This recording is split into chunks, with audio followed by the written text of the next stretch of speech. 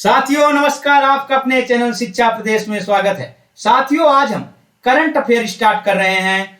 अगस्त माह का पूरा करंट अफेयर आज कवर करेंगे।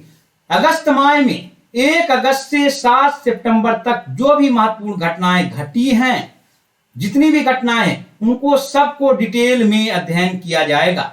साथ में इन घटनाओं से रिलेटेड और भी कोई टॉपिक हैं उनका भी डिटेल में अध्ययन करेंगे और उनको डिटेल में समझेंगे। साथियों यह करंट अफेयर चाहे बीपीएससी में जो छोटे भाई देने जा रहे हैं उनके लिए भी महत्वपूर्ण है, यूपी पीसीएस के लिए महत्वपूर्ण है, जितने भी वनडे एग्जाम है, चाहे एसएससी हो, चाहे एनटीपीसी हो, चाहे रेलवे हो, चाहे टीजीटी पीजी, सब के लिए महत्वपूर्ण है।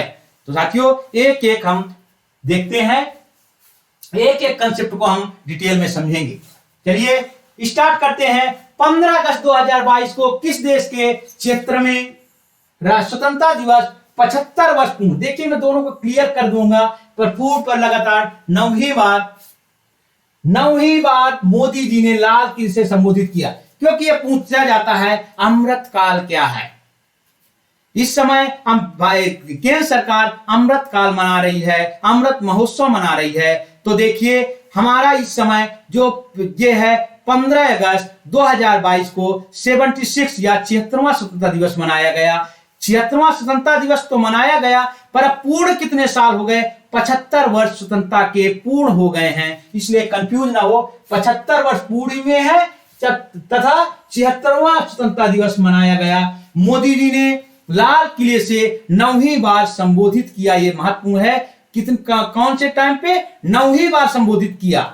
यह पूछ लेता है कि कितनी बार संबोधित किया मोदी जी ने, तो 9वीं बार लाल किले से संबोधित किया। सबसे ज्यादा बार लाल किले से कौन प्रधानमंत्री थे जो संबोधित किया है? तो है जवाहरलाल नेहरू ने 17 बार संबोधित किया, इंदिरा गांधी ने 16 बार संबोधित किया, मनमोहन सिंह ने 10 बार संबोधित किया। यह चौथे व्यक्ति हैं मोदी जी जो 9वीं बार लाल किले से संबोधित किया। देखिएगा 15 अगस्त 2022 को देश के 76वें स्वतंत्रता दिवस जो 75 वर्ष स्वतंत्रता दिवस के पूर्ण हो चुके हैं, लगातार 9वीं बार मोदी जी ने लाल किले से संबोधित किया। सबसे ज्यादा जवाहरलाल नेहरू ने संबोधित किया, दूसरी बार 16 बार इंदिरा गांधी ने किया, मनमोहन सिंह 10 बार। आजादी के 100 साल पूर्ण होने तक, कब पूर्ण होंगे आजादी के 100 साल? 2047 को, क्योंकि 2047 को पूर्ण होंगे, क्योंकि हमारा स्वतंत्रता हमको मिली थी 1947 में। तो 100 साल जब पूर्ण होंगे तो मोदी जी ने कहा कि एक विकसित राष्ट्र बनाने का, देश के लोगों से संकल्प लेने का, प्रण करने के लिए कहा है। तो उसके लिए कुछ उन्होंने अपील की है। पीएम मोदी ने कहा कि हम दोनों 2047 तक एक विकसित राष्ट्र बने, इसके लिए संकल्प लेने की अपील की। तो जो महत्वपूर्ण क्या है, इसके लिए पीएम ने कहा 25 वर्षों के लिए पंच प्रण पर ध्यान केंद्रित करना। देखिए इसको समझिएगा, क्योंकि बार बार कंफ्यूजन होता है लोगों को कि अमृत काल क्या है, अमृत महोत्सव क्या है। दोनों को मैं क्लियर कर दे रहा हूं कि अमृत काल, इसके लिए पीएम ने कहा 25 वर्षों के लिए हमें पंच प्रण पर ध्यान केंद्रित करना होगा, तभी हम विकसित राष्ट्र बन पाएंगे। पंच प्रण पर ध्यान करना है। अमृत काल क्या है? देखिए अभी हमारा 75 साल पूरे हो गए 2022 में, और 2047 के बीच का जो 25 वर्ष का काल है, इसको कहा गया अमृत काल। अब समझ गए ये बच्चों? ये है, हम यहाँ पे 76वां स्वतंत्रता दिवस मना रहे हैं और यहां तक हम 100 साल पूरे हो जाएंगे। 100 साल पूरे होंगे तो 25 साल के जो इनके बीच का समय है, इसको अमृत काल का समय कहा गया है। इसी में कहा गया पंच प्रण। पंच प्रण याद रखिएगा, जब कोई भी प्रधानमंत्री, जब भी कोई ऐसा वहां पे कोई योजना, कोई या सिद्धांत का वहां पे संबोधित करते हैं तो उसमें ध्यान देने योग्य बात होती है। तो पंच प्रण पर ध्यान देते। पंच प्रण तो पहला क्या है? विकसित भारत बनाने का पंच प्रण में एक है। पंच प्रण में पहला है विकसित भारत, दूसरा है गुलामी की हर सोच से मुक्ति की बात की गई, तीसरा है एकता और एकजुटता की बात है, चौथा है विरासत पे गर्व करने की बात है, चौथा है नागरिकों के कर्तव्य हैं, क्योंकि सभी नागरिक अपना अधिकार तो जानते हैं पर अपना कर्तव्य नहीं जानते। इसलिए बच्चों अधिकार के साथ कर्तव्य जानना भी बहुत जरूरी है। जो 15 पे 51A में दिया गया है कि हमारे 11 कर्तव्य हैं। अनुच्छेद कर्तव्य किसमें दिए गए हैं? अनुच्छेद 51A में दिए गए हैं। कितने टोटल कर्तव्य हैं? 11 कर्तव्य हैं हमारे। अनुच्छेद 51A में दिया गया है, जहां पे 11 टोटल कर्तव्य हैं। पहले 10 कर्तव्य थे, 11वां शिक्षा के अधिकार कर्तव्य को जोड़ दिया गया है। 6 से 14 वर्ष के बच्चों के लिए शिक्षा। देखिए, फिर जब विकसित भारत है, पहला पंचप्रण में, दूसरा गुलामी की हर सोच से मुक्त, तीसरा एकता और एकजुटता, चौथा विरासत पर गर्व, चौथा नागरिकों के कर्तव्य। और अमृतकाल 2022 में हम 76वां स्वतंत्रता दिवस मना रहे हैं और 2047 में 100 साल पूर्ण होंगे। जो 25 वर्ष का समय इसके बीच का, उसको अमृतकाल कहते हैं। चलिए,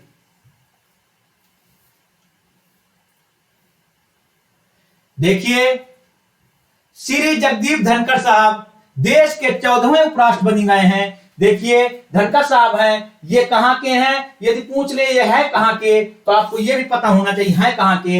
ये 14वें बने हैं, उपराष्ट्रपति बने हैं। हराया है किसको? ये यूपीपीसीएस में पूछ लिया था कि उपराष्ट्रपति ने किसको हराया है, तो यहाँ पे इस बार हराए हैं मार्गरेट अल्वा को हराया है, जो कांग्रेस की प्रत्याशी थी या यूपीए की प्रत्याशी थी। ये हराए 14वें उपराष्ट्रपति बने हैं। ये है जगदीप धनखड़ साहब। ये है राजस्थान से आते हैं, राजस्थान के झुंझुनू जिले के एक छोटे गांव से हैं। ये राजस्थान के झुंझुनू जिले के एक छोटे से गांव हैं और ये जाट समुदाय से आते हैं। राजस्थान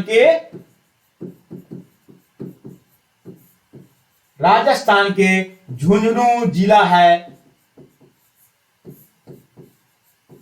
झुंझुनू जिलों से संबंधित हैं। और जगदीप धनखड़ साहब, जब जगदीप धनखड़ देश के 14वें उपराष्ट्रपति बन गए। अब इस समय हमारे देश के, अब कहा जाए, लोकसभा और राज्यसभा के दोनों अध्यक्ष राजस्थान से आते हैं। लोकसभा के अध्यक्ष भी वहीं से हैं और राज्यसभा के ये पदेन अध्यक्ष होते हैं उपराष्ट्रपति। हमारे जो पदेन अध्यक्ष हैं वो भी राजस्थान से हैं, इसलिए लोकसभा और राज्यसभा के दोनों अध्यक्ष राजस्थान से संबंधित हैं। देखिए, और 14वें हैं। पर अब ये पूछ ले 14वें नंबर के हैं, पर चुनाव किस नंबर का हुआ राष्ट्रपति का? तो राष्ट्रपति का चुनाव हुआ है 16वें नंबर का। ये देखिए, 14वें तो बने हैं, पर चुनाव किस नंबर का हुआ? 16वें नंबर का। क्योंकि दो उपराष्ट्रपति ऐसे हुए, दो उपराष्ट्रपति ऐसे हुए, दो बार चुनाव जीते हैं। दो उपराष्ट्रपति दो बार चुनाव जीते हैं, दो बार चुनाव जीते। कौन कौन है आपको याद रहना चाहिए? डॉक्टर राधाकृष्णन सर्वपल्ली, और दूसरे बने हैं डॉक्टर हामिद अंसारी। दो बार चुनाव जीत लिए हैं। डॉक्टर हामिद अंसारी साहब 2 बार जीते, डॉक्टर राधाकृष्णन सर्वपल्ली साहब भी 2 बार जीत चुके हैं। पर 14वें राष्ट्रपति नंबर पे बने, पर चुनाव 16वें नंबर का हुआ है। चलिए देख लीजिए एक बार। देखिए, संसद के दोनों की सदनों की संख्या पूछ ले आपसे, यहां पे कंफ्यूज ना हो जाए बच्चों, बहुत इंपॉर्टेंट है। क्योंकि जब हम कोई चीज पढ़ते हैं तो उसका डिटेल में अध्ययन करने से आपका इधर उधर का जो क्वेश्चन बनता है वो भी कभी गलत नहीं होगा। संसद के दोनों सदनों की संख्या 788 है। लोकसभा में इस समय 543 है, राज्यसभा में 245 है। देखिए, 245 में 233 चुने हुए प्रतिनिधि होते हैं। अब 12 राष्ट्रपति द्वारा मनोनीत सदस्य होते हैं, जो 5 क्षेत्रों से आते हैं। ये मनोनीत सदस्य होते हैं जो कला के क्षेत्र के हों। अब खिलाड़ियों को भी चुना जाने लगा है, या सामाजिक कार्य जो बहुत किए हों उनको मनोनीत सदस्य राष्ट्रपति बनाते हैं। सदस्यों को, मनोनीत सदस्यों को नियुक्त करते हैं। कितने सदस्य नियुक्त किए जाते हैं? मनोनीत 12 किए जाते हैं और 233 राज्यों से चुने जाते हैं। तो आप याद रखिएगा। पर एक देखिए, राष्ट्रपति उपराष्ट्रपति के चुनाव में एक अंतर होता है। राष्ट्रपति के चुनाव में केवल निर्वाचित सदस्य वोट देते हैं, उपराष्ट्रपति के चुनाव में निर्वाचित और मनोनीत दोनों सदस्य वोट देते हैं। पर राज्यसभा में केवल संसद के, देखिए, राष्ट्रपति उपराष्ट्रपति के चुनाव में केवल संसद के सदस्य, देखिए, संसद के सदस्य भाग लेते हैं। इसके चुनाव में, उपराष्ट्रपति के चुनाव में केवल, देखिए यहां से लिख दे रहा हूं, इसके चुनाव में केवल संसद के सदस्य भाग लेते हैं, केवल संसद सदस्य भाग लेते हैं। अब याद रखिएगा, देखिए उपराष्ट्रपति के इसके चुनाव में केवल संसद के दोनों का, संसद में लोकसभा और राज्यसभा दोनों आते हैं, तो दोनों सदस्य भाग लेते हैं। और सबसे खास बात यह है, चुने हुए प्रतिनिधियों के साथ ही मनोनीत सदस्य भी भाग लेते हैं, यह भी चुनाव वोट देंगे। पर उपराष्ट्रपति राष्ट्रपति के चुनाव में ये वोट नहीं देते, केवल निर्वाचित वोट देते हैं। और विधानसभा और राष्ट्रपति में क्या होता है, विधानसभाओं के निर्वाचित सदस्य भी वोट देते हैं, पर इसमें निर्वाचित सदस्य, विधानसभा के निर्वाचित सदस्य भाग नहीं लेते। क्लियर हो गया होगा बच्चों, मैं बहुत डिटेल में बता दिया हूं। चलिए, उपराष्ट्रपति का चुनाव 16वां था, जिसमें दो बार उपराष्ट्रपति में डॉक्टर राधाकृष्ण सर्वपल्ली साहब और दूसरा डॉक्टर हामिद अंसारी साहब ने भाग लिया। और कहां पे उपराष्ट्रपति चुनाव के बारे में कहा गया है, तो अनुच्छेद पूछ ले तो आर्टिकल 66 में उपराष्ट्रपति चुनाव के बारे में कहा गया है कि एकल संक्रमणीय पद्धति के द्वारा उपराष्ट्रपति का चुनाव किया जाएगा। कैसे? एकल संक्रमणीय पद्धति द्वारा उपराष्ट्रपति का चुनाव किया जाएगा बच्चों, संसद के दोनों सदस्यों से मिलकर होगा। चलिए देखिए, गोवा देश का पहला ऐसा राज्य बन गया। अभी पूछ ले,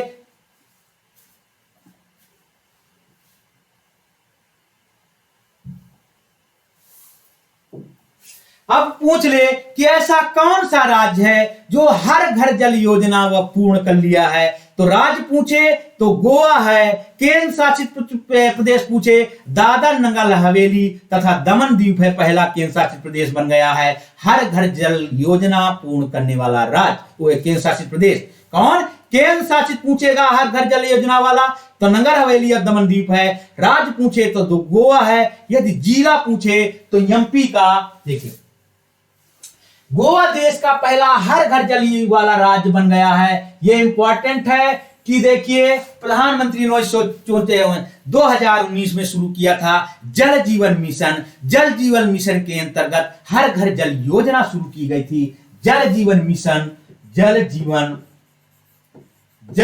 मिशन शुरू किया गया था, उसी की एक योजना है हर घर जल योजना, जिससे हर घर जल में पेयजल उपलब्ध कराया जा सके। ऐसा राज्य बन गया जिसके हर घर में पेयजल उपलब्ध हो गया है। गोवा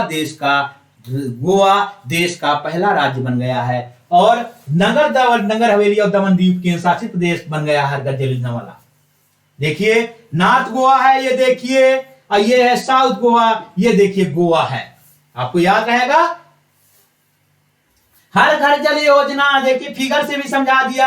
100% हर घर में पानी पहुंच चुका है। देखिए 100% गोवा हैज बिकम। और कब पूरा किया?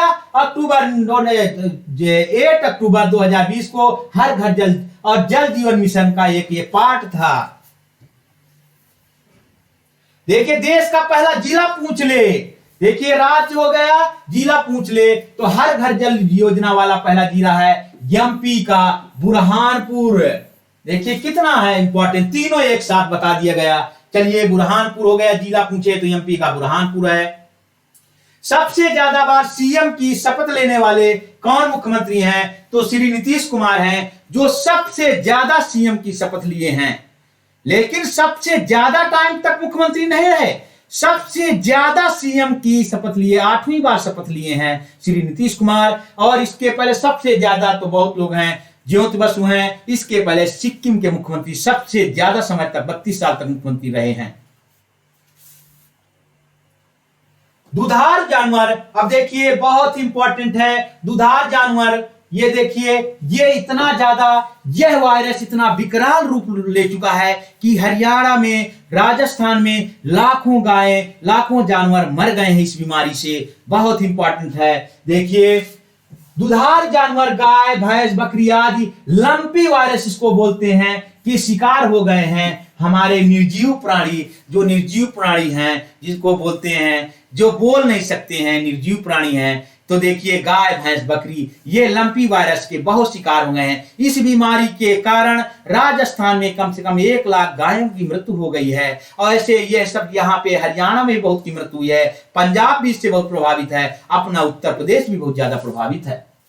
कौन कौन से राज्य है? Lumpy virus, Rajasthan, Haryana, Punjab, UP में इसका प्रभाव ज्यादा रहा है। लंपी वायरस से खाल है, ये खल नहीं है बच्चों, ये खाल है। खाल पर बड़ी बड़ी गांठें दिखने लगती हैं। देखिए नीचे दिखाए, जानवरों पर संक्रमण किसके द्वारा होता है पूछ ले तो मक्खियों और मच्छरों से हो रहा है बच्चों।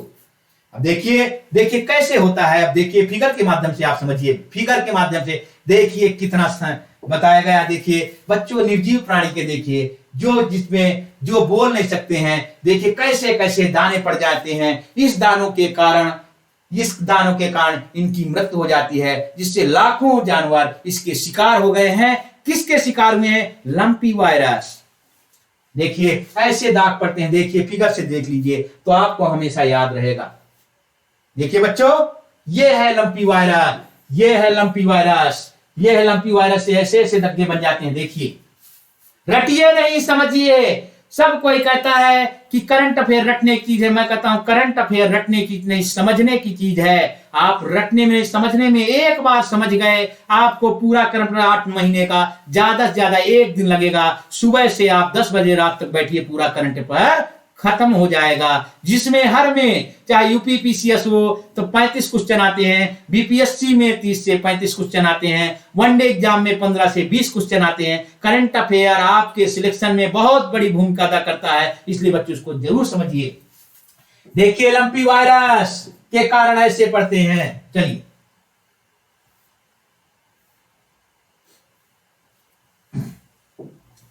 अमेरिकी नौसेना ने अपने युद्धपोत, बहुत इंपॉर्टेंट है, उसका नाम है यूएसएनएस। जैसे इंडिया में होता है आईएनएस, इसको बोलते हैं इंडियन, देखिए इंडियन नेवी, इसका फुल फॉर्म है शिप।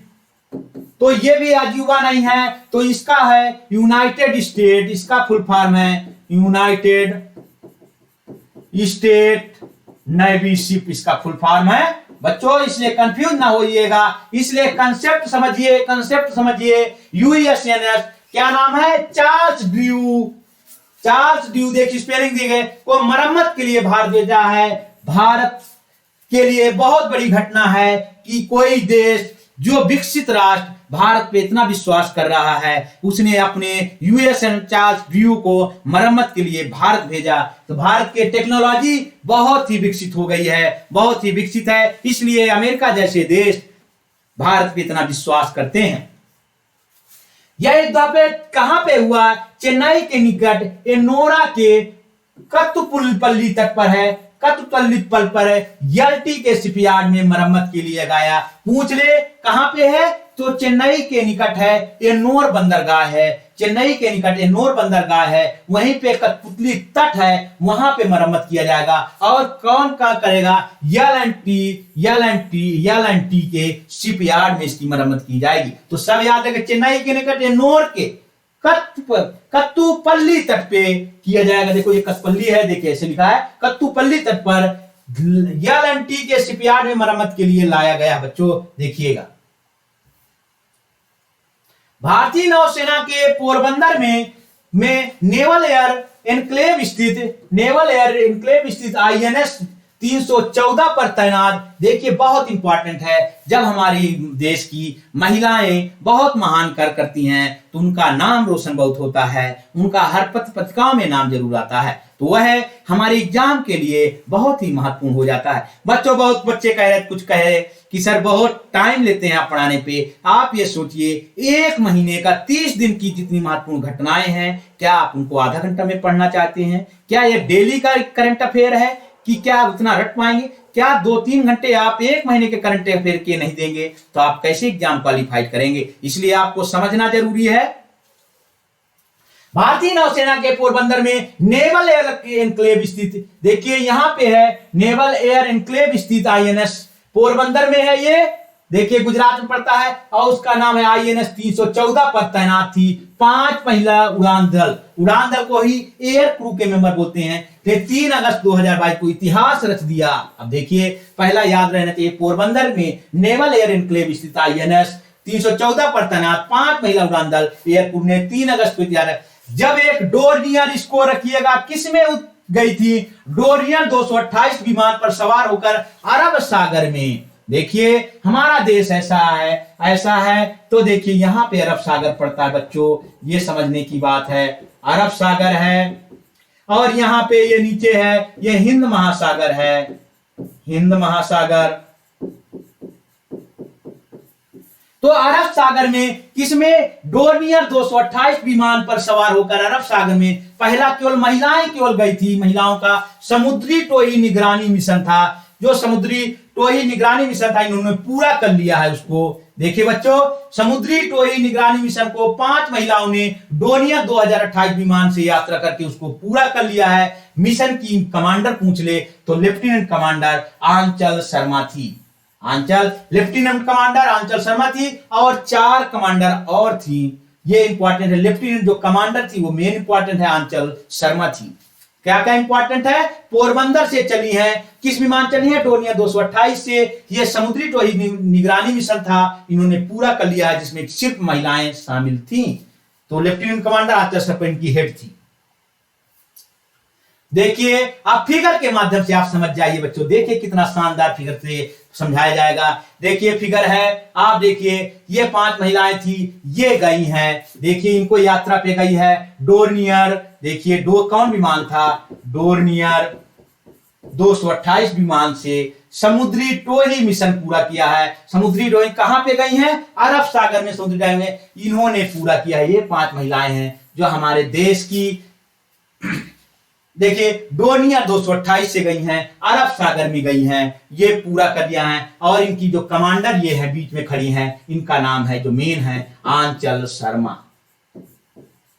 देखिए फिगर से समझ गए होंगे। डोर्नियर 228 के द्वारा गई हैं समुद्री टोही निगरानी दल, इसका नाम था समुद्री टोही निगरानी दल, अरब सागर में जो निगरानी करने के लिए गई है। चलिए नीति आयोग की संचालन परिषद की, देखिए नीति आयोग बना कब था? देखिए 1 जनवरी 2015 में बनाया गया था। नीति आयोग योजना आयोग के स्थान पे बनाया गया था। यह गैर संवैधानिक संस्था है। नीति आयोग पूछ ले कि संवैधानिक संस्था है, कौन संस्था है? तो यह गैर संवैधानिक संस्था है। नीति आयोग की संचालन परिषद की कौन सी बैठक हुई है? 7वीं बैठक हुई है। कहां पे हुई है? तो नई दिल्ली में हुई है, संपूर्ण हुई है। अध्यक्ष हमेशा, पदेन अध्यक्ष हमेशा प्रधानमंत्री कोई भी हो वो होते हैं। इस समय मोदी साहब प्रधानमंत्री हैं तो पदेन अध्यक्ष मोदी होंगे। उपाध्यक्ष इस समय कौन है? सुमन बेरी हैं। सुमन बेरी को याद रखिए, अभी नए अध्यक्ष सदस्य उपाध्यक्ष बने हैं। और कौन कौन भाग लिया? 23 राज्यों के सीएम भाग लिए, इसमें 3 उपराज्य भाग लिए और कई केंद्रीय मंत्री भाग लिए इस बैठक में। 7वीं बैठक थी जो नई दिल्ली में संपन्न हुई है। नीति आयोग की 7वीं बैठक कौन सी? संचालन परिषद की 7वीं बैठक थी, जिसकी अध्यक्षता प्रधानमंत्री मोदी ने किया है। उपाध्यक्ष थे इसमें सुमन बेरी भी शामिल हुए हैं। साथ में 23 राज्यों के सीएम शामिल हुए और उपराज्यपाल राज्यों केंद्र शासित प्रदेशों के उपराज्यपाल शामिल होते हैं और कई केंद्रीय मंत्री भी शामिल होते हैं बच्चों।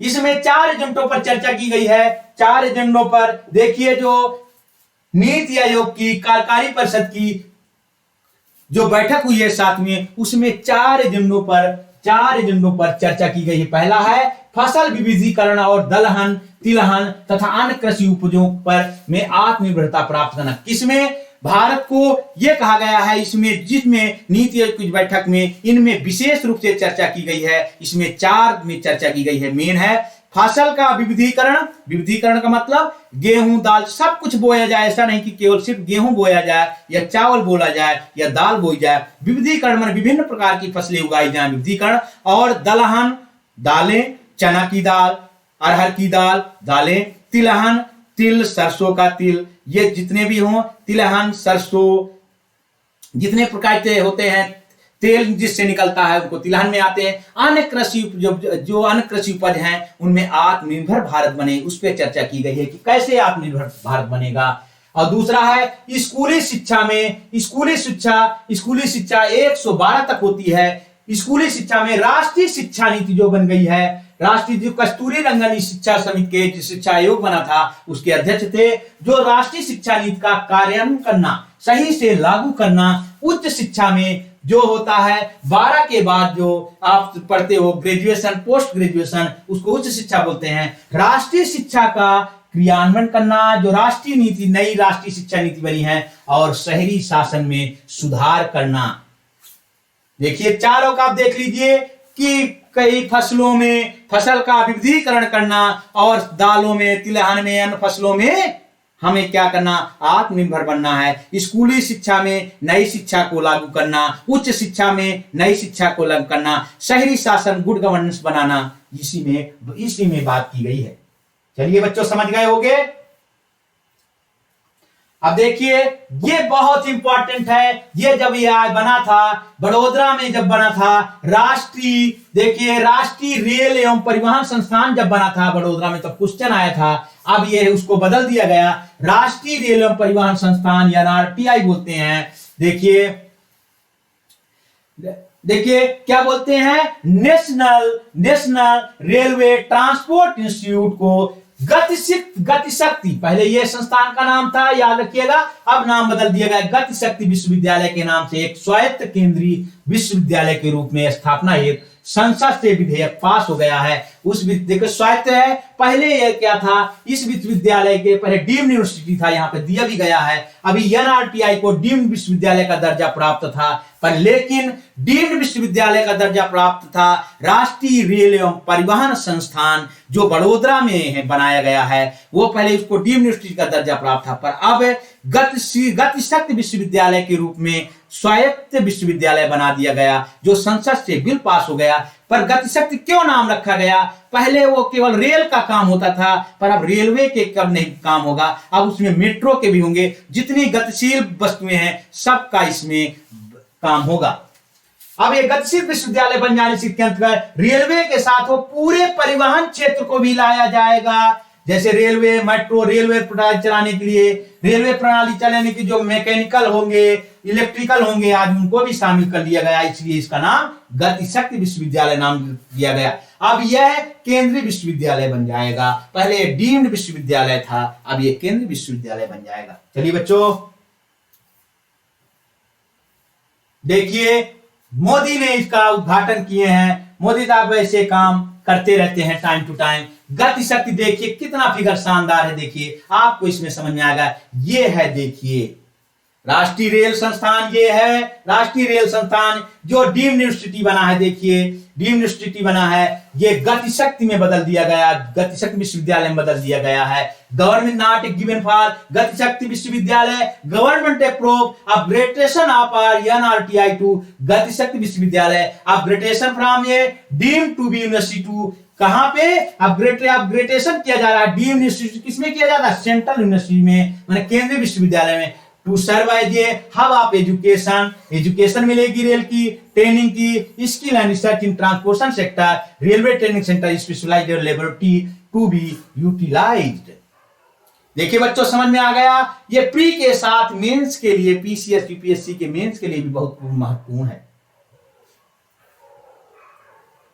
भारत के 21वें, अरे ये बहुत ही महत्वपूर्ण घटना हुई, देखिए ये भी बहुत है महत्वपूर्ण हुआ है कि भारत में क्या है, भारत के 21 और देखिए 1 2 नहीं 21 और आर्द्रभूमि स्थल को, वेटलैंड को रामसर स्थलों की सूची में शामिल कर लिया गया है। अब देखिए आर्द्रभूमि है, आर्द्रभूमि स्थल, वेटलैंड स्थल बोलते हैं, रामसर स्थल की सूची में शामिल किया गया। अभी जब ये कह दिया गया, हमको इतना भर नहीं याद रखना कि 75 हो गए, इसके साथ हमको ये भी याद रखना है कि रामसर इसको क्यों बोला जाता है, रामसर का सम्मेलन कब स्टार्ट हुआ था, तो बच्चों इसको भी देखना है। कुल भारत में 75 हो गए, बड़ा महत्वपूर्ण है कि 75, इस प्रकार भारत के 75वें स्वतंत्रता दिवस के अवसर पर देश में 75 रामसर स्थलों की संख्या हो गई है। बच्चों रामसर क्या है, रामसर आर्द्रभूमि के लिए एक अंतरराष्ट्रीय समझौता है, रामसर क्या है? रामसर आर्द्र वेटलैंड के लिए, वेटलैंड भूमियों के लिए अंतरराष्ट्रीय समझौता है। रामसर ईरान का एक स्थान है, उसी के नाम पे वहां एक सम्मेलन हुआ था रामसर में, ईरान के स्थान पे, उसी के नाम पे रामसर समझौता रख दिया गया। यह सम्मेलन हुआ था 1971 में, मतलब 1971 में सम्मेलन हुआ था, लेकिन भारत ने इस समझौते पे साइन किया है 11 साल बाद, मतलब 1982 में। इस प्रकार भारत के 75वें स्वतंत्रता के अवसर पर देश में 75 रामसर स्थलों की संख्या हो गई है। रामसर आर्द्र भूमियों के लिए एक अंतरराष्ट्रीय समझौता है जो 1971 में हुआ था। इसका नाम ईरान के रामसर शहर के नाम पे पड़ा है। पर देखिए, पर कहा जाए कि ये बना कब 1971 में, पर भारत इसमें शामिल हुआ, भारत शामिल हुआ है 1982 में। बच्चों याद रखिएगा, भारत इस समझौते पे साइन किया, हस्ताक्षर किया है 1982 में। भारत में सब 75 हो गए हैं, याद रखिए टोटल। पर भारत में 75 होने के बाद ये भी पूछ सकता है कि सबसे ज्यादा वेटलैंड रामसर कहां पे हैं? तो वो है, देखिए नीचे है, भारत 1982 में रामसर शामिल हुआ। अब देखिए, भारत 1982 में रामसर में शामिल हुआ है, 1982 रामसर सम्मेलन में शामिल हुआ। देखिए बच्चों, 2020 में देश में 28 वेटलैंड को रामसर साइट में शामिल किया गया। देखिए एक साल में ही 28 शामिल हो गए हैं। कुल 75 इसमें सर्वाधिक तमिलनाडु में है, तमिलनाडु में 14 हैं, दूसरे स्थान पे 10 यूपी के हैं। क्लियर बच्चों? 1982 में रामसर संघ में भारत शामिल हुआ है और 2022 में देश के 28 वेटलैंड को रामसर साइट के रूप में मान्यता मिली है। कुल 75 हैं, इसमें सर्वाधिक तमिलनाडु में 14 हैं और दूसरे स्थान यूपी के 10 हैं। देश में निर्मित पहला विमानवाहक जलपोत, देखिए विमानवाहक जलपोत किसको कहते हैं? जिसमें ऐसा होता है, इतना बड़ा विमानवाहक जलपोत होता है जैसे 2-2 फुटबॉल स्टेडियम के बराबर होता है, छोटा मोटा नहीं होता है। जैसे आप देखिए कि शहर के, छोटे शहर का एक पार्ट होता है, छोटा कस्बा के बराबर होता है, जिसमें हजारों विमान, कई विमान उड़ सकते हैं, लड़ाकू विमान, और कई लड़ाकू विमान उतर सकते हैं। इसीलिए भारत देश में निर्मित, भारत में अभी तक बाहर से लिया जा रहा था, पहली बार हम लिए थे। देखिए पहले इसका पहला निर्मित, देश में निर्मित पहला विमानवाहक जलपोत है, INS विक्रांत नाम है, भारतीय नौसेना में शामिल किया गया है। उद्घाटन मोदी साहब ने किया है 2 सितंबर 2022 के। कहां पे उद्घाटन किया? केरल के तट पर कोच्चि में किया उद्घाटन, समझिए। और इसको बनाया कौन है? कोचीन शिपयार्ड लिमिटेड द्वारा बनाया गया है, कोचीन शिपयार्ड लिमिटेड द्वारा बनाया गया। लंबाई देखिए 262 मीटर है, चौड़ाई 62 मीटर है, और इसमें 18 फ्लोर हैं, मतलब 18 मंजिला हैं, और 23 शोरूम है इसमें। लागत इसमें 20,000 आई है, और इसका क्षेत्रफल 2 फुटबॉल स्टेडियम या फुटबॉल फील्ड के बराबर है। बच्चों समझ लीजिए, देखिए कितना शानदार तरीके से पूरा ये पहला है, पहला विमानवाहक जलपोत INS विक्रांत भारतीय नौसेना का, ये भारत में ही बनाया गया इसलिए महत्वपूर्ण है। अब पहला, और हम रशिया से इसके पहले लिए थे, विक्रमादित्य को लिए थे। अभी हमारे पास विक्रमादित्य अकेला था, अब ये भारत एक और बना लिया, अपने आप बना लिया INS विक्रांत। अब 2 जलवाहक पोत हो गए, विमान वाहक जलपोत 2 हो गए। विक्रमादित्य पहला कौन है? विक्रमादित्य इस समय अभी हमारा काम कर रहा है, जिसको हम रशिया से लिए थे, विक्रमादित्य, और दूसरा इस समय बन गया विक्रांत। इसको हम लिए थे, रूस से लिए थे। देखिए कोचीन शिपयार्ड द्वारा निर्मित किया गया है और उद्घाटन किया है केरल की तट पे, उद्घाटन किया गया, केरल की तट पे कोच में उद्घाटन किया गया है। चलिए, मालदीव के राष्ट्रपति इब्राहिम मोहम्मद, हमारा छोटा सा देश है बिल्कुल, पर बहुत हमारा छोटा सा बिल्कुल देश है जो भारत के नीचे लगा हुआ है, मालदीव। पर हमारे लिए सामरिक दृष्टि से भारत के लिए यह देश बहुत ही महत्वपूर्ण भूमिका अदा करता है। तो इसलिए मालदीव के राष्ट्रपति इब्राहिम मोहम्मद सालेह साहब की भारत यात्रा हुई है 1 से 4 अगस्त के, 4 दिन रहे, 1 से 4 अगस्त 2022 को, और इन्होंने 6 समझौते पे साइन किए गए हैं। 6 समझौते किए गए हैं। भारत और मालदीव के बाद कितने समझौते हुए? 6 समझौते हुए हैं। भारत ने इनको सहयोग काफी देने का वादा किया है। देखिए क्या क्या सहयोग भारत दे रहा है इनको। भारत ने 24 वाहन दे रहा है, एक नौसैनिक पोत भी दे रहे हैं। अब 24 वाहन उपलब्ध कराने की घोषणा की है। आधारित संरचना बोलते हैं इंफ्रास्ट्रक्चर मजबूत करना, जैसे रेलवे का इंफ्रास्ट्रक्चर मजबूत करना, रोडों का इंफ्रास्ट्रक्चर मजबूत करना, उसी को आधारित संरचना बोलते हैं। आधारित परियोजना के लिए 10 करोड़ डॉलर की नई लाइन ऑफ क्रेडिट की घोषणा की गई है पीएम द्वारा। लाइन ऑफ क्रेडिट क्या होता है? जैसे हम भारत दे रहा है 10 करोड़ डॉलर, मतलब 80 एक डॉलर बराबर 80 रुपए होता है, तो 80 रुपए तो समझ लीजिए 800 करोड़ दे रहा है भारत मान लीजिए। तो 800 करोड़ में यदि मालदीव ने 600 करोड़ खर्च किया तो मालदीव को केवल 600 करोड़ पे ब्याज देना होगा। 200 करोड़ रुपए नहीं खर्च किया तो उसमें ब्याज नहीं देना होगा, वो वहां मालदीव में ही रखा रहेगा। जो खर्च करेगा उसी में ब्याज देना है, इसीलिए इसको बोलते हैं लाइन ऑफ क्रेडिट।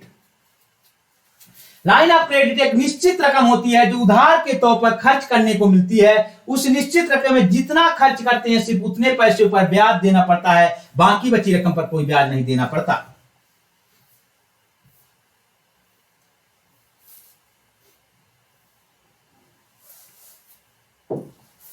देखिए साउथ कोरिया ने चंद्रमा की कक्षा में, अभी देखिए साउथ कोरिया ने चंद्रमा की कक्षा में, अभी देखिए चंद्रमा में क्या है, एक एलिमेंट का, एक तत्व की खोज किया है। किसने किया था? चाइना में। चंद्रमा में बहुत से काम कर रहे हैं, सब देश चंद्रमा में काम कर रहे हैं। तो यहां है पहला चंद्रमा में, चाइना ने चंद्रमा में एक तत्व देखे होता है चेंज क्या है? चेंज लाइक वाई नाम से था, चेंजिंग। तो साउथ कोरिया ने चंद्रमा की कक्षा में परिक्रमा के लिए अपने स्वदेशी उपग्रह दानुरी का प्रक्षेपण इसने फ्लोरिडा, देखिए अपने देश से नहीं किया, परिक्रमा के लिए अपने स्वदेशी उपग्रह, किसका नाम है? दानुरी, जो चंद्रमा में भेजा है, दानुरी भेजा है। दानुरी को भेजा है कहां से? फ्लोरिडा के केप कैनवरल स्पेस स्टेशन से, स्पेस एक्स के फाल्कन रॉकेट से, फाल्कन रॉकेट द्वारा भेजा है। वो फाल्कन रॉकेट किसका है? स्पेस एक्स का है। और जो स्टेशन है केप कैनवरल स्टेशन से भेजा गया है। ऐसा करने वाला विश्व का 7वां देश तथा एशिया का 4था देश बन गया है। चंद्रमा में उपग्रह भेजने वाला साउथ कोरिया विश्व का 7वां देश तथा एशिया का 4था देश बन गया। ऐसा भारत पहले भी कर चुका है, भारत पहले कर चुका है ऐसा। देखिए कौन कौन कर चुका है एशिया में? चीन भी ऐसा कर चुका है, उपग्रह भेज चुका है, जापान भेज चुका है। भारत के बाद यह है दक्षिण कोरिया, 4था देश बन गया है। देखिए दानुरी का फोटो देखिए कितना शानदार है। देखिए दानुरी है, ये उपग्रह है। किसका उपग्रह है? ये दानुरी है। अभी देखा उपग्रह है, किसका उपग्रह अभी बताया था? दक्षिण कोरिया का उपग्रह है। और जो फाल्कन रॉकेट द्वारा भेजा गया, देखिए ये उपग्रह है। ऐसे चित्र रहेगा, ये देखिए सैटेलाइट पर देख रहे हैं, ये उपग्रह है। ये देखिए कैमरा बड़े बड़े लगे हैं, बहुत हाई रेजोल्यूशन का कैमरा लगे हुए हैं। हाई रेजोल्यूशन का मतलब है कि छोटी से छोटी चीज का चित्र ले सकता है, उसको हाई रेजोल्यूशन बोलते हैं। देखिए ऐसे है, देखिए चंद्रमा में इसको भेजा गया है, जिसको बोलते हैं दानुरी मून लॉन्च। देखिए पराग्वे में, भारत ने पराग्वे में अपने भारतीय दूतावास की स्थापना कर दी है। देखिए भारतीय दूतावास, पराग्वे एक है दक्षिण अमेरिका का एक देश है, दक्षिण अमेरिका का लॉकलैंड देश है जो चारों तरफ से घिरा हुआ है, मतलब समुद्र से नहीं लगा हुआ। पराग्वे में भी क्या किया? भारत ने भारतीय दूतावास, एक बार पूछा था कौन लॉकलैंड देश हैं जो समुद्र की सीमा से नहीं लगे हुए हैं, तो ये पूछा था, तो ये इंपॉर्टेंट हो जाता है, इसीलिए बोला लॉकलैंड देश है। भारत ने पराग्वे में अपने भारतीय दूतावास की स्थापना कर दी है 23 अगस्त 2022 को। पराग्वे 23 अगस्त डेट भी याद रखिएगा, 23 अगस्त 2022 पराग्वे की राजधानी है एसुनसियन। अब देखिए जैसे पढ़िए एसुनसियन में दूतावास का विदेश मंत्री उद्घाटन मोदी जी ने किया, बल्कि एस जयशंकर ने किया इस दूतावास का उद्घाटन। इसका पहले हम जो पराग्वे में काम होता था अर्जेंटीना के ब्यूनस आयर्स के जो राजधानी है उसके, वहां पे हमारा दूतावास एम्बेसी था, वहां से हम काम पराग्वे का करते थे। इसके पहले अर्जेंटीना में ब्यूनस आयर्स स्थित भारतीय दूतावास ही पराग्वे दूतावास का काम करता था, पर लेकिन हम इस साल 2022 में भारतीय दूतावास की स्थापना कर दिए हैं। भारत और पराग्वे की राजनीतिक संबंध, जो कि हमारे राजनयिक संबंध बहुत पहले से हैं, राजनीतिक नहीं बल्कि राजनयिक होता है बच्चों। राजनयिक संबंधों की शुरुआत 60 वर्ष पूर्व ही हो गई थी, पर लेकिन अभी तक हम दूतावास नहीं खोले थे, जो कि 60 वर्ष पर राजनयिक संबंधों की शुरुआत हो गई थी, पर दूतावास नहीं खोले थे। इसका काम हम ब्यूनस आयर्स स्थित अर्जेंटीना की राजधानी ब्यूनस आयर्स स्थित भारतीय दूतावास से ही काम करते थे। देखिए, पराग्वे ने हमारे देश में दूतावास की स्थापना 2006 में ही कर दी थी, पर भारत ने 16 साल के बाद वहां दूतावास की स्थापना की। चलिए बच्चों, ये देखिए पराग्वे में क्या बोला था, लॉकलैंड। देखिए ये है देश है, देखिए जो अर्जेंटीना, पराग्वे ये है ब्राजील से घिरा हुआ है, ये अर्जेंटीना हो गया, ये ब्राजील हो गया, ये पराग्वे हो गया, ये उरुग्वे हो गया, ये पराग्वे हो गया। देखिए लॉकलैंड मतलब समुद्र से सीमा ना लगती हो, उसको लॉकलैंड देश बोलते हैं। देखिए समुद्र की सीमा नहीं लगती, देखिए बच्चों, देखिए यहां समुद्र नहीं है, इससे ब्राजील है, इधर अर्जेंटीना है, ये पराग्वे, ये सोचिए चारों तरफ घिरा हुआ है, ये है लॉकलैंड देश है। यहां पे है हम दूतावास खोल दिए हैं, दूतावास खोल दिए बच्चों। फिगर के माध्यम से आप बहुत अच्छे समझ सकते हैं। देखिए कितना बढ़िया है, देखिए ये चिली है, ये पेरू है, देखिए।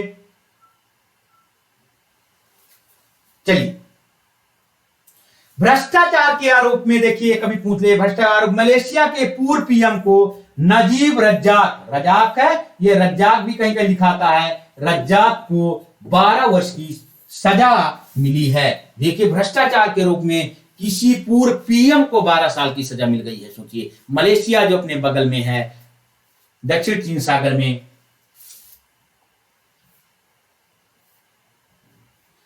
देखिए देखिए ये है भारी बाढ़ के कारण, किसी देश में पूछ ले कि भारी बाढ़ के कारण राष्ट्रीय आपात की घोषणा किस देश ने की है, तो आप अपने बगल के देश पाकिस्तान को लगाइएगा। भारी बाढ़ के कारण पाकिस्तान में राष्ट्रीय आपातकाल की घोषणा 25 अगस्त को सरकार ने कर दी है। ये देखिए पिराई सत्र जो अक्टूबर से सितंबर चलता है, गन्ने की पिराई होती है अक्टूबर से सितंबर अक्टूबर के बीच, तो यह है 2022-23 के लिए गन्ने के उचित लाभकारी मूल्य, जिसको fair and remuneration price FRP कहते हैं, सरकार ने 15 रुपए प्रति कुंटल की वृद्धि कर दी है। 15 रुपए कितना बढ़ा दिया सरकार ने, 15 रुपए। देखिए गेहूं दाल चावल में एमएसपी किया जाता है, इसमें किया जाता है उचित एवं लाभकारी मूल्य, जिसको एफआर गन्ने में एफआरपी दिया जाता है। और एमएसपी गेहूं चावल टोटल 23 वस्तुएं उनमें दिया जाता है एमएसपी। इसके लिए गन्ने के लिए देता है एफआरपी, उचित एवं लाभकारी मूल्य इसको बोलते हैं, दिया जाता है। तो 15 रुपए सरकार ने गन्ने के प्रति कुंटल रेट में बढ़ोतरी कर दी है, केंद्र सरकार ने किया 15 रुपए। देखिए प्रति कुंटल की सरकार ने अगस्त 2022 में की है। अब मूल्य हो कितना गया ये समझना है। अब देखिए अब मूल्य हो गया है, अब देखिए मूल्य हो गया है गन्ने का 305 रुपए प्रति कुंटल, यहां पे आरएस है 305 रुपए प्रति कुंटल हो गया। फैसला पीएम मोदी की अध्यक्षता में आर्थिक मामलों की मंत्रिमंडलीय समिति द्वारा किया गया था। आर्थिक मामलों की फैसला पीएम मोदी की अध्यक्षता में आर्थिक मामलों की मंत्रिमंडलीय समिति द्वारा किया गया था। अब रेट हो गया है मूल्य गन्ने का 305 रुपए। यह सबसे देखिए किसानों के लिए यह सबसे मिनिमम मूल्य होता है कि इससे कम मूल्य पे आप नहीं ले सकते, इससे ज्यादा मूल्य पे चीनी मिलें खरीद सकती हैं, राज्य गन्ने की खरीदारी इससे ज्यादा मूल्य पे कर सकती है, इससे कम मूल्य पे खरीदारी नहीं कर सकती। अब 305 रुपए है, फैसला पीएम मोदी के आर्थिक मामलों की मंत्रिमंडलीय समिति द्वारा किया गया था। ये याद रखिएगा, बार बार कह रहा हूं, 305 रुपए हो गया है।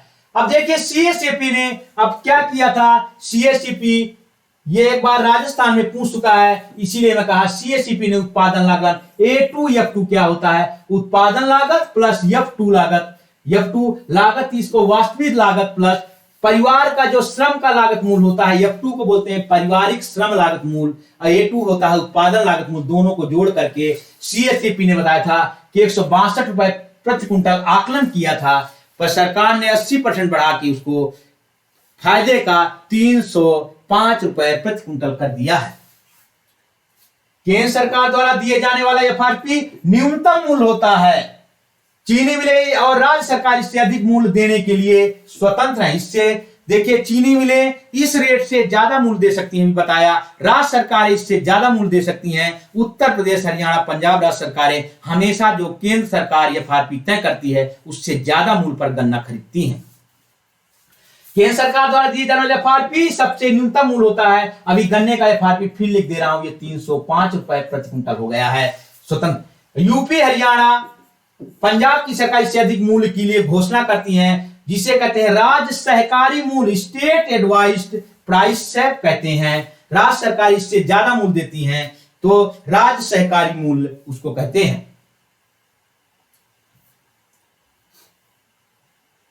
अब चीनी उत्पादन में वृद्धि के चलते भारत अब देखिए चीनी उत्पादन में वृद्धि के चलते भारत अब विश्व में चीनी का सबसे बड़ा उत्पादक और दूसरा सबसे बड़ा निर्यातक। देखिए विश्व में पूछे कि विश्व में चीनी का सबसे बड़ा उत्पादक देश कौन सा है, ब्राजील को पिछाड़ करके भारत बन गया है। भारत हो गया, ये बहुत गर्व की बात है। भारत सबसे बड़ा उत्पादक बन गया और निर्यातक अभी भी पहला नहीं है, निर्यातक में दूसरे स्थान पर है। सबसे बड़ा उत्पादक और दूसरा सबसे बड़ा निर्यातक हो गया है। सरकार ने सितंबर 2000 में चीनी के निर्यात की सीमा तय कर दी है। कब किया है? सितंबर अक्टूबर 2022 में कह दे तो इसके पहले 90 लाख मिलियन टन तय की थी, पर लेकिन इसके पहले 90 लाख मिलियन टन तय की थी निर्यात की सीमा, लेकिन सितंबर अक्टूबर 2022 में चीनी के निर्यात की सीमा 100 लाख मीट्रिक टन तय कर दी है कि इससे ज्यादा हम निर्यात नहीं करेंगे। चीनी उत्पादन में इस समय फिर यूपी को पछाड़ के महाराष्ट्र हो गया, दूसरा यूपी हो गया, तीसरा कर्नाटक है। बच्चों ध्यान दीजिएगा। चलिए, भारत ने गेहूं के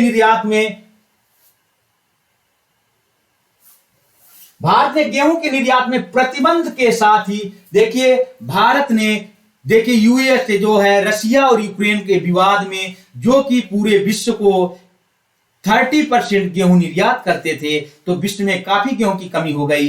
अपने घरेलू बाजार में गेहूं की कमी न हो, इसको देखते हुए भारत सरकार ने गेहूं के निर्यात में प्रतिबंध लगा दिया था। तो गेहूं के निर्यात में प्रतिबंध लगा देने के बाद यहां के व्यापारी गेहूं का आटे का निर्यात करने लगे।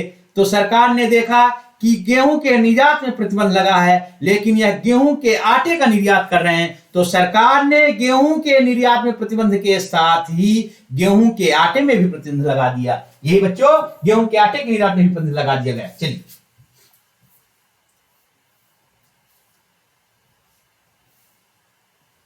देखिए फॉर्च्यून ग्लोबल, फॉर्च्यून एक पत्रिका है, अमेरिकी पत्रिका है।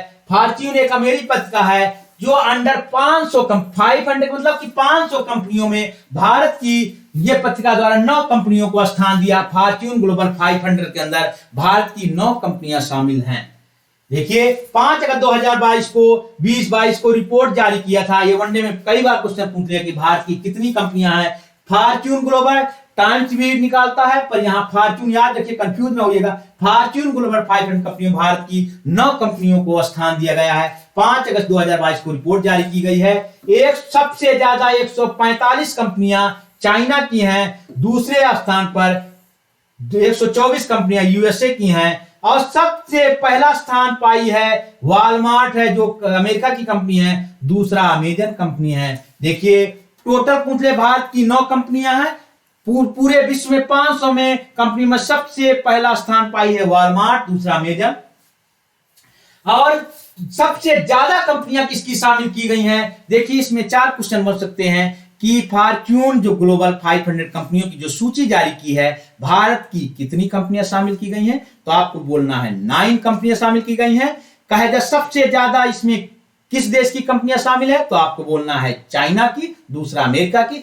तो पहले स्थान पे कौन कंपनी है, तो वॉलमार्ट, दूसरा है अमेजन। अब भारत की 9 कंपनियां, जिसमें 4 निजी क्षेत्र की हैं, 5 सार्वजनिक क्षेत्र की हैं। देखिए 4 निजी क्षेत्र, 4 सार्वजनिक। और निजी क्षेत्र में हमेशा रिलायंस तो होगी और टाटा तो रहेंगी, इसके बाद आपको जोड़ना है। निजी क्षेत्र का हमेशा मार दिया, अगर तुक्का भी मारना पड़े तो टाटा और रिलायंस। और 5 सार्वजनिक क्षेत्र की हैं। अब ये कंपनियों के आप नाम देख सकते हैं। पहली बार LIC शामिल हो गया, देखिए लाइफ इंश्योरेंस कॉर्पोरेशन शामिल हो गया। पहला है LIC, पहले स्थान पे आया। RIA रिलायंस का 104। इंडियन ऑयल, जो अभी देखो इंडियन ऑयल को मैं बहुत डिटेल में बताया था कि इंडियन ऑयल क्या किया है, जो चीता प्रोजेक्ट चलाया गया है उसमें 50.22 करोड़ देगा 4 साल में इस प्रोजेक्ट के चीता के संरक्षण के लिए।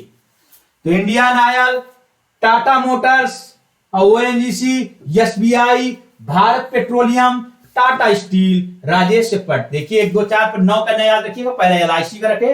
और देखिए आपको RIL रटने की जरूरत नहीं है। इंडियन ऑयल बहुत बड़ी कंपनी है, वो तो रहेगी, ONGC भी, पर नहीं आपको देखना है भारत पेट्रोलियम में SBI और राजेश पट को याद रखना है।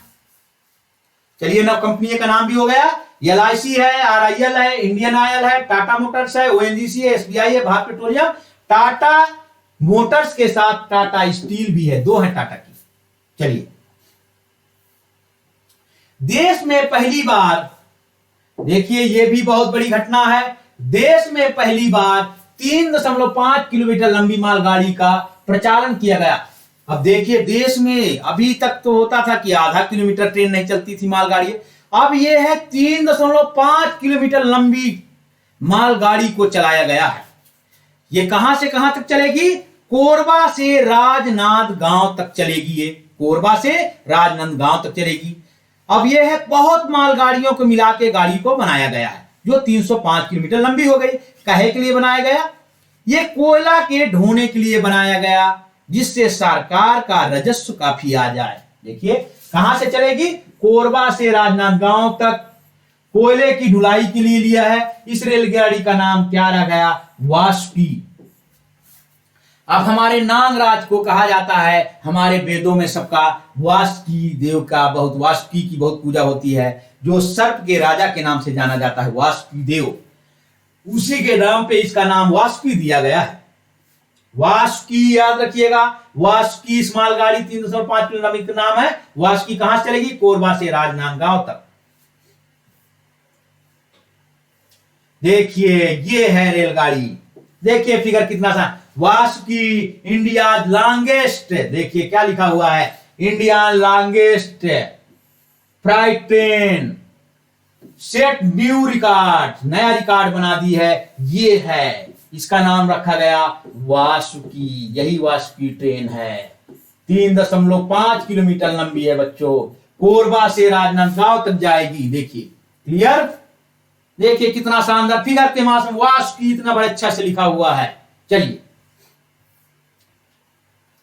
अगस्त 2022 को सुरेश एन पटेल को देश का, देखिए अगस्त 2022 को सुरेश एन पटेल को देश का नया केंद्रीय सतर्कता युक्त, CBC जिसको बोलते हैं, केंद्रीय सतर्कता युक्त बनाए नियुक्त किया गया है। Suresh N Patel appointed vigilance commissioner, केंद्रीय सतर्कता युक्त। अब इसके बारे में हमें डिटेल भी जानना है, किसकी नियुक्त कौन करता है, इसकी नियुक्त राष्ट्रपति करते हैं। देखिए राष्ट्रपति नियुक्त करते हैं, कितने साल के लिए होती है, कार्यकाल 4 वर्ष के लिए होती है नियुक्ति।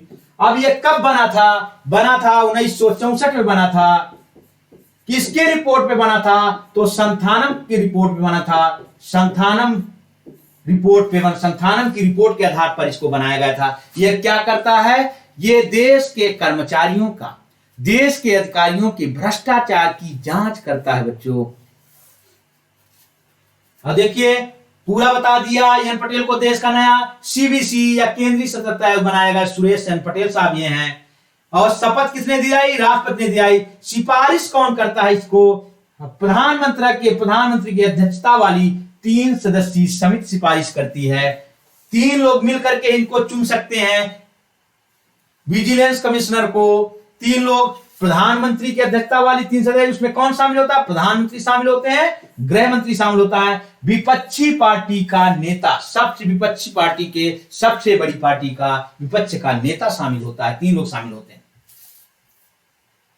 देखिए सीबीसी की स्थापना भी जानिए, क्योंकि ये बहुत बार पीसीएस में पूछा जा चुका है, वनडे एग्जाम में तो आता ही रहता है। सीबीसी की स्थापना 1964 में की गई थी। किसकी रिपोर्ट पे की गई थी? संथानम समिति की रिपोर्ट के आधार पर की गई थी। हेडक्वार्टर पूछ ले तो नई दिल्ली है। यह एक क्या है? सांविधिक निकाय है जो केवल संसद के प्रति उत्तरदायी है। किसके प्रति उत्तरदायी है? संसद के प्रति। यदि कह दे कि सरकार के प्रति यह निकाय जवाबदेह है, यह उत्तरदायी है, तो आप कहोगे नहीं, सरकार के प्रति जवाबदेह नहीं है, बल्कि संसद पार्लियामेंट के प्रति जवाबदेह है।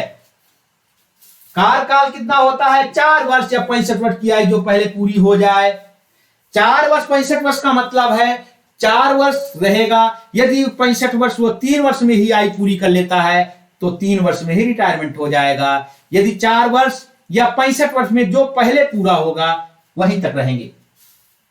यह अपनी रिपोर्ट भारत के राष्ट्रपति को सौंपता है, जिसे संसद के अधिनियम द्वारा गठित किया जाता है।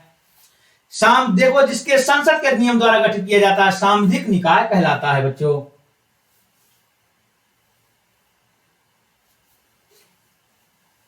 इसे संसद के अधिनियम के द्वारा गठित किया जाता है, उसे सांविधिक निकाय कहते हैं। अब देखिए ये मेन आ गया, देखिए बहुत शानदार, पहली बार कोई महिला इस पद पर पहुंची हैं। अब देखिए फिगर के माध्यम से भी आप समझ सकते हैं। CSIR, पहले आपको फुल फॉर्म चाहिए, काउंसिल ऑफ साइंटिफिक एंड, आई से होता है इंडस्ट्रियल रिसर्च। CSI इसका शॉर्ट में नाम है, council of scientific and industrial research की पहली महिला डायरेक्टर बन गई हैं। निदेशक मतलब डायरेक्टर बन गई हैं। कौन बनी? नल्लाथंबी कलाईसेल्वी बन गई हैं। नल्लाथंबी कलाईसेल्वी बन गई हैं। देखिए ये है doctor Kalaiselvian becomes first women to lead CSIR। देखिए फिगर के माध्यम से आपको फिगर देख लीजिए, हमेशा रट रहेगा। ये बहुत ही सम्मान की बात होती है, कितने महत्वपूर्ण पद पर वे अपने दम पर कोई महिलाएं आजकल पहुंच रही हैं। ये देश के लिए भी सम्मान है, महिलाओं के लिए भी गर्व की बात होती है। CSIR council of scientific and industrial research की पहली महिला निदेशक बनी है Nallathambi Kalaiselvi. Doctor Kalaiselvi becomes the first women's lead in CSIR। Bharat के पूर्व प्रधान आर्थिक सलाहकार, देखिए भारत के पूर्व प्रधान आर्थिक सलाहकार के सुब्रमण्यम है। पहले प्रधानमंत्री के भारत के पूर्व प्रधान आर्थिक सलाहकार थे, देख लीजिए के सुब्रमण्यम, सुब्रमण्यम बोलते हैं, मंडम ऐसे लिखा जाता है, सुब्रमण्यम। अब IMF के मेन है, प्रबंधन मंडल में भारत की ओर से कार्यकारी निदेशक, एग्जीक्यूटिव डायरेक्टर नियुक्त किए गए। आपको पूछ लिए कि भारत के कौन व्यक्ति हैं जो IMF में एग्जीक्यूटिव डायरेक्टर बनाए गए हैं, तो आपको बोलना है के सुब्रमण्यम साहब, जो पहले भारत के पूर्व आर्थिक सलाहकार रह चुके हैं, अभी बनाया गया है, नियुक्त किया गया है। भारत के पूर्व प्रधान आर्थिक सलाहकार के सुब्रमण्यम को अब IMF के प्रबंधन मंडल भारत की ओर से कार्यकारी निदेशक होंगे। देखिए ये है सुब्रमण्यम साहब हैं, के सुब्रमण्यम, जो IMF में एग्जीक्यूटिव डायरेक्टर बनाए गए हैं। कार्यकाल होगा इनका 3 वर्ष का। देखिए कार्यकाल 3 वर्ष का होगा।